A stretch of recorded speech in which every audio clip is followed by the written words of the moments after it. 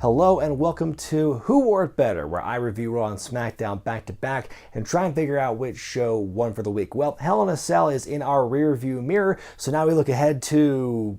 God, I'm kind of losing track of which pay-per-views next. I mean, there's the Australia show, Saudi Arabia, Evolution, and then there's Survivor Series and TLC. There's a lot of stuff that's like, up in the horizon, and I'm kind of losing track of what's going on. I'm kind of losing my mind over it. Roman Reigns opens the show on Raw. He calls out Brock Lesnar, but Braun Strowman shows up instead. He wants a piece of Lesnar as well, but then Baron Corbin comes out, makes a match for the Saudi Arabia show, a triple threat match for the Universal Championship, where it's going to be Roman, Strowman, and Lesnar. That match on paper, I'm actually kind of excited about because I think, there's a lot of redeeming qualities about all three men in terms of what they can do in the ring. Is this triple threat match going to be on the level of like Lesnar, Cena, Rollins from the Rumble a few years ago? No, but I think it's going to be a car crash in the fun kind, and I think it should be very entertaining no matter who wins that match. Braun then says that everything sucks, including the fans, which I thought was pretty funny. Paul Heyman comes out. He's accompanied by the cell door that Brock kicked down on Sunday. He tells us a bit about basic Brockonomics before he's chased off by a power walking Braun Strowman. And then the kicker to this whole segment is Baron Corbin making a match for himself to fight Roman, a wounded animal in Roman Reigns for the Universal Championship. Kind of an opportunistic move by Corbin here. It shows his shrewdness. It makes a lot of sense just from a kayfabe perspective because he is a very sneaky, devious sort of individual. So he's already let the power go to his head. We've seen that already. So I think it's maybe it's being a little too soon, but I mean it still falls in line with his character. First match of the night is Drew McIntyre versus Dean Ambrose. Between Sunday and Monday, there were a lot of thinly veiled references and sometimes blatant references to the fact that Dean Ambrose and Renee Young are married. Even Graves asked on Monday to Renee, well, obviously you talked to Dean after the tag team championship match, so what were his thoughts? Obviously you talked to Dean, of course. Anyway, the match itself was very entertaining. Good job by Drew to keep selling the leg after Dean starts working on it early. Like, he was very consistent in selling the leg. I appreciated that. Dean almost gets counted out, but he gets back in the ring and immediately eats a claymore for Drew to win the matchup. So yeah, very solid opener by both guys. Backstage, Corbin convinces a wounded Dolph Ziggler to invoke his rematch clause for the Intercontinental Championship tonight against Seth Rollins, who at that time was not in the arena. And so if Dolph is in the match and Seth can't show up, then the belt will be forfeited and Corbin would strip him of the belt and give it to Dolph. So Dolph is a-okay with that idea. And then Corbin confides in a page boy walking. His delivery was so weird. He goes, "Man, I'm good at my job." Like that, you could tell he practiced that one a while, but still couldn't quite get the delivery right. We had Chad Gable versus Victor of the Ascension. I have to say that Gable popping into the shot and kind of stealing Bobby Roode's thunder during the glorious entrance was pretty entertaining this week. It's a good little match. Chad wins with a rolling German suplex, and so Chad wins the match. Bobby Roode's music plays. I guess Chad has just given up that song now. And then Connor takes out both Chad and Roode, and then they leave. That's probably going to set up a tag team match for next week. But yeah, the more this has been going on, the more curious I am with how this Gable-Roode relationship and where it's going to go. Backstage, Seth Rollins rolls into the arena and he's informed of his match with Dolph Ziggler later on. I like this little touch of him walking into the arena a little late and just being told this news last minute. I said a couple of months ago, it's okay to see wrestlers coming in after the show begins. It makes it feel a bit more alive and more kind of urgent in that kind of way. We saw this all the time in the late 90s of people kind of showing up a little before the show, after the show begins. Everything is so isolated in this kind of like hermetically sealed dome once Raw and Smackdown begin. So for something like that to happen, it's a nice little touch. We then get an in-ring promo from The Undertaker, and it is not good. It basically felt like just really bad slam poetry, pardon the pun. He's just going, Triple H lives a life of lies and plays the corporate game, and his eyes tell the story of his demise. It was not very good. The biggest takeaway from this whole segment was learning the fact that, Shawn Michaels is going to be in Triple H's corner in Australia, and so Kane will be in The Undertaker's corner at that match, the Super Showdown. So it looks like we're going to get some overbooked zaniness in Australia in a few weeks. Can't wait. Our next match is Bayley versus Dana Brooke. Apparently Dana is no longer part of Titus Worldwide. They just kind of explained it away on commentary that Dana's no longer part of the team. So that whole angle with her and Apollo Crews and the flirting they were doing, mean, that seemed to go absolutely nowhere, which I thought was kind of disappointing. It's a short and sweet match. Bayley hits a big old knee to Dana's head before the Bayley to belly for Bayley to win, and that's pretty much it. But yeah, the biggest takeaway for me for this whole thing was like, oh, that's kind of too bad that the kind of pulled the plug on the Dana Apollo thing. I'm like, give them something to do. After a squiggity squash match between AOP and Gregory James and Barrett Brown, two local men from Texas, we then get the Intercontinental Championship match, Seth Rollins defending against Dolph Ziggler. There will be no forfeiture, no stripping of the title because both men are in the arena. The story with this match, two sore men. Of course, both these guys are the ones who fell off the side of the cell on Sunday through the announce table, so they're both really kind of selling their injuries. And that was the big story in this matchup here. Every move these guys did to each other, both on offense and the people taking the moves, they're all just going, oh, I got up so sore, like, oh, my back and oh, my shoulder and everything. So that was a nice little wrinkle. It made things feel different than their previous matches in the last couple of months. So this was a nice little wrinkle. I think it was a nice little shakeup from what they've done before. Seth wins with a stomp, another great match. Even with this kind of handicap of having to sell constantly throughout the match from the very beginning, I think that made the match feel different enough that it was still very entertaining. I could watch these guys pretty much go every week, it seems, and that seems to be what they're giving us. Up next, Ronda Rousey makes her way to the ring to do an open challenge. You know, say what you will about Ronda's signing to the company at the beginning of the year. A lot of people immediately kind of wrote it off, saying she was going to be a female Brock Lesnar, you know, but at least since around Money in the Bank time, she's been on TV on a very consistent basis. So I think that she's, you know, doing a lot more than people expected her to do in an on-air capacity, far more than Brock Lesnar these last couple of years. Ronda says she wants to be just like Bret Hart, just like Steve Austin, just like Ric Flair. So she's going to issue an open challenge, which is something that all three of those guys totally did all the time. So who's going to answer the challenge? It's Natalya, only her best friend and training partner, which was not enough people know about. They really should put that whole title in her name key at the bottom. Natalya, Ronda Rousey's best friend and training partner. But wait, the Riot Squad have beaten Natalya up. They drag her prone, lifeless body onto the stage. Ruby says she's going to answer the challenge, and it turns into a 3-on-1 attack on Ronda until the Bella Twins make the save. It's some build to their 6-woman tag team match in Australia. It would have been interesting to see that Ronda-Natalya match, though, although with so little build behind it, I'm not surprised they didn't do it yet. One day we will get that match, though, and I hope to see it soon. I think it's going to be a good one when that does happen. Elias is doing a little concert in the ring. You know, I feel for the last couple of months or so, Elias has been kind of spinning his wheels, but at least it was a bitch and jam session in the ring on Monday. He buries the Dallas Cowboys in a promo saying that the fans who wear their jerseys seem proud to advertise failure. I love that line. This is a great promo by Elias here on this night. He's interrupted by Lio Rush, and then Elias was just like the line of the night saying, "Whose kid is this?" Which is just, that was amazing. It was brilliant.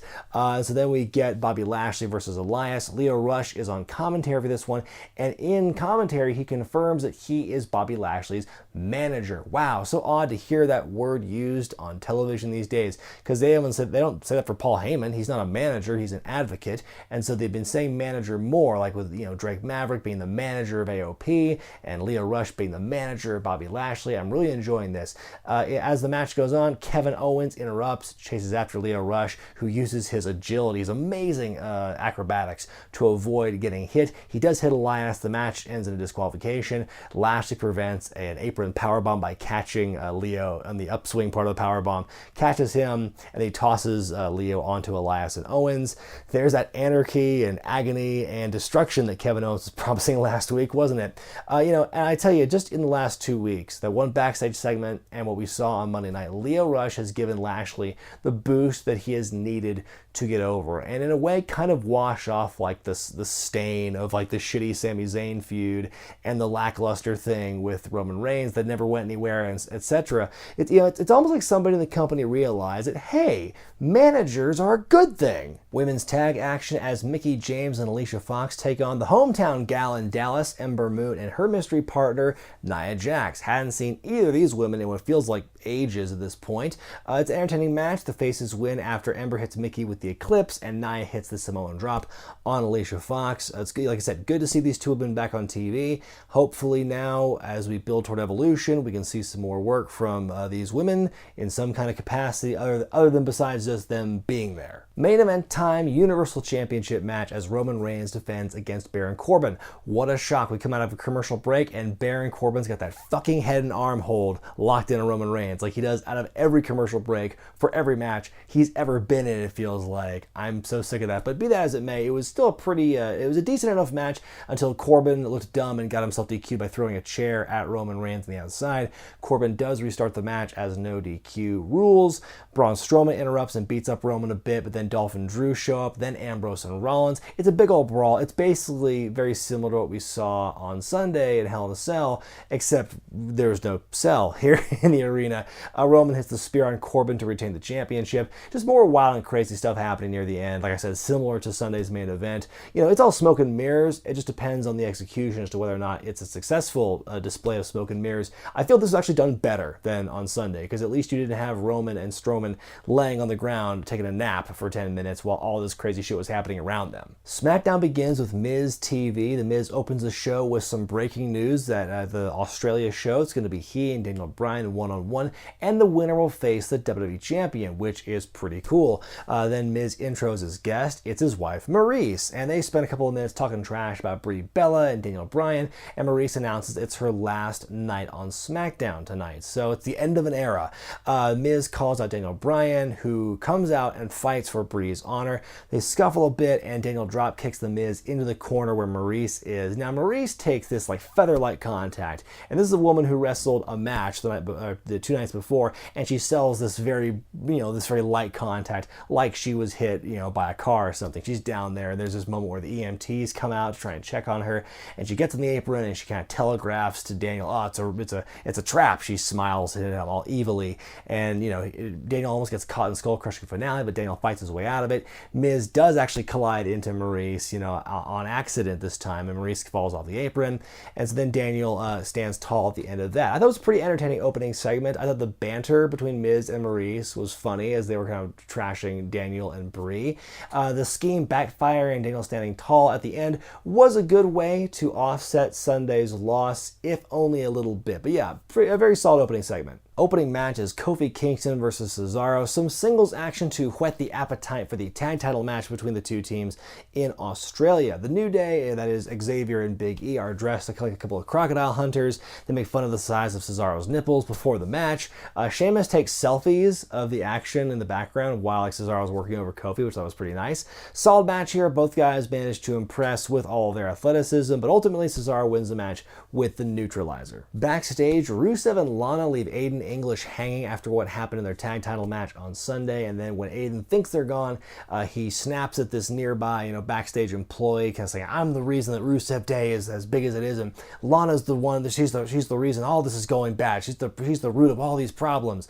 And then he turns around, realizes Lana's still there, and she's gonna tell Rusev, "Ooh, Aiden stepped in it now." We then see Randy Orton in the production truck, and he's harassing the guy working the switchboard to pull up the footage of him twisting Jeff Hardy's earlobe with a screwdriver at Hell in a Cell on Sunday, and he says that pales in comparison to what he's going to do to his next victim. So the question is, who is that person going to be, and which body part do you think he's going to manipulate? U.S. Championship match as Shinsuke Nakamura defends the title against Rusev. Before the match, Lana wants to tell Rusev what she heard Aiden English say, but Rusev doesn't want to hear any of it. He wants to focus on the match. So you've got this whole conflict ringside during the entire match between Lana and Aiden as the whole thing goes on. Rusev's rolling on Shinsuke for a while. It's a very entertaining matchup between these two. Aiden gets on the apron and yells, "Rusev, crush," which totally distracts Rusev. It incapacitates him practically, which I think makes him look pretty dumb in this thing. They do the distraction roll-up finish a lot. This one to me felt really forced, because I'm like, why did he get that distracted, that totally out of it, that he couldn't just turn back around and attack Shinsuke? Because that was literally I think that's all it was. It was literally a roll-up, and that's what allowed Shinsuke to win, and that was it. And so I thought that made Rusev kind of look weak in that moment. After the match, Aiden English beats up Rusev. The Mega Powers explode. Rusev Day is no more. Not only does Aiden beat up Rusev, he also rips the Rusev Day logo off of the mic flag, and he sings, "It was a happy Rusev Day." He walks off. I'm surprised because I didn't think, first of all, they blew it up. Damn them straight to hell. But upon, further inspection and reflection on this, I'm kind of surprised they made Aiden the heel and they made Rusev the babyface. Although I think it does work and it makes sense. I do like the idea of Aiden being the heel here. I feel like it's his biggest break on the main roster since he debuted with Simon Gotch, and even then, I think this is way better, way bigger of a moment than debuting as part of the Vaudevillains. So I'm really excited to see what they do here. In a non-title match, AJ Styles goes against Andrade Cien Almas, who gets the jump on AJ early by beating him up before the bell officially rings. It's a really good match here. At times, it looks like it could have gone either way. At the end, AJ blocks the hammerlock DDT attempt and does a sweet-ass counter into the Styles Clash for the win. I cannot describe what he did. You have to look the clip up to see for yourself. Right after the match, Samoa Joe immediately jumps AJ, who then fights back, and Joe kind of scampers off. He runs off through the crowd upon the first blowback, which I thought was kind of interesting. I wish Joe had done more to get more heat on AJ after what had happened on Sunday and the whole screw job that he suffered, but I guess they're going to save that for another time. Asuka takes on Billie Kay in singles action. Asuka now has a friend in Naomi, and people are mad about it. People are saying it's killing Asuka's gimmick and this and that. Here's the thing. I think Asuka, I don't think it's killing her gimmick. She is a competitor. She is not an antisocial lone wolf. There is a difference between those two things. I think Asuka can straddle that line between those two worlds and make it work. I mean, is she killing people like she did in NXT?